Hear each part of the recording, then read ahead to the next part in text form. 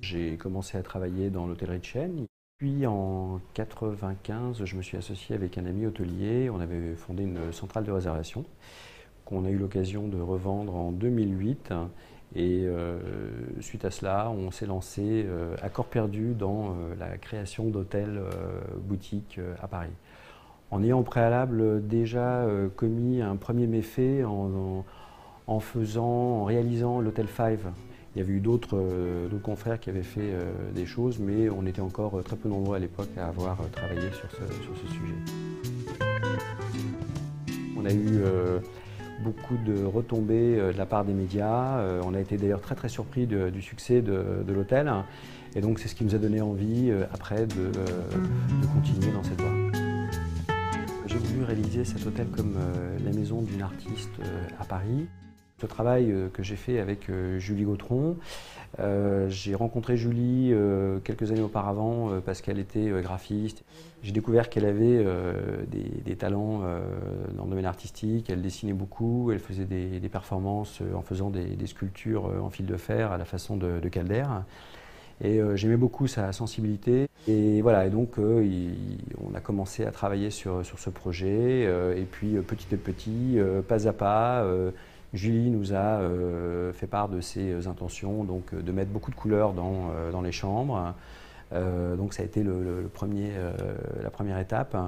Et puis tout naturellement, il nous est venu l'envie de meubler l'hôtel avec des meubles qu'on allait trouver au Puce ou chez les brocanteurs. Et puis parallèlement à ça, vous avez vu qu'il y a beaucoup de dessins qui ont été tirés des cahiers de dessin de Julie, et donc des personnages qui sont là et qui viennent habiter les couloirs de l'hôtel, qui viennent habiter aussi les chambres de l'hôtel, voilà, et qui donnent cette touche artistique, cette dimension qu'on voulait absolument donner à l'établissement.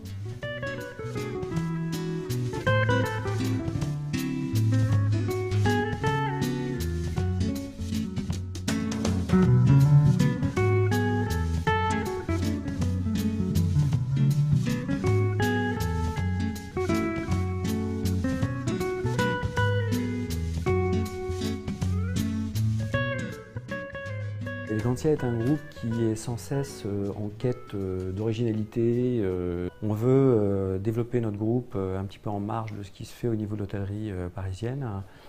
On est des caméléons, c'est pour ça qu'à chaque fois on va travailler sur des sujets différents en hôtellerie.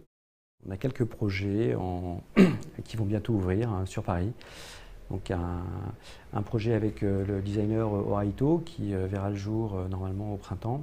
Un sujet très ambitieux avec un agencement extrêmement compliqué, un mariage de bois, de corian, de feutre, donc qui va donner un côté extrêmement novateur en termes de concept, vraiment une sensation d'être dans une capsule. Il y a un projet aussi qui va se matérialiser, qui va ouvrir courant février à la Bastille, c'est l'hôtel Angélie. Donc là c'est plus le thème un boudoir chic.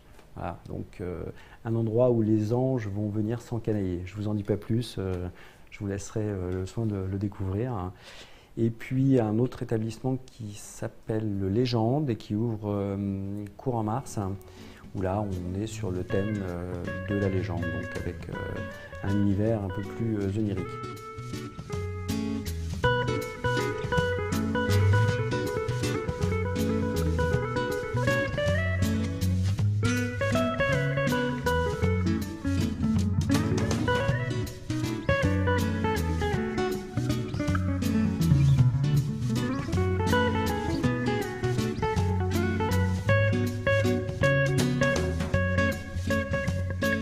ensuite deux autres projets, début 2013.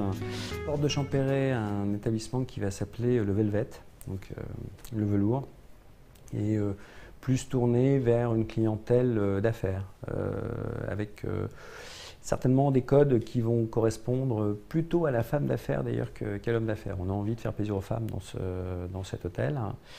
Et puis un dernier projet à quelques mètres d'ici, le Pocket Palace.